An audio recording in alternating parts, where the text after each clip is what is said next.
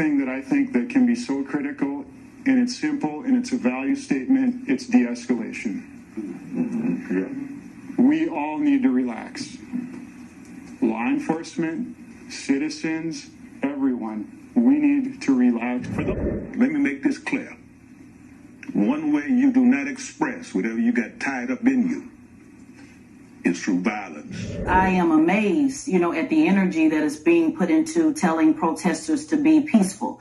I am certainly not against peaceful protests, but I think if we put the same amount of energy, Laverne, into justice, then perhaps we wouldn't have to worry about the protests. They say no justice, no peace. Well, if you want peace, then where is the justice? These same pastors, politicians that are out saying we will not stand for violence, when are they going to come together and say, you know what? We're not going to stand for another moment where every city does not end qualified immunity like New York City has and the state of Colorado. When are they going to come forward and say, we're going to follow Buffalo's lead and we're going to implement the Carroll Law, which is the duty to intervene, and say that we're going to make sure that going forward on the federal level, that every time that an officer wants to intervene, that they are not punished like she was. When are they going to come forward, Laverne, and say that we demand we're going to follow Houston's lead and we're going to end chokeholds all over the country? If we spend the same amount of energy on begging folks to be peaceful that we should be spending on asking and demanding justice, I think we can move forward.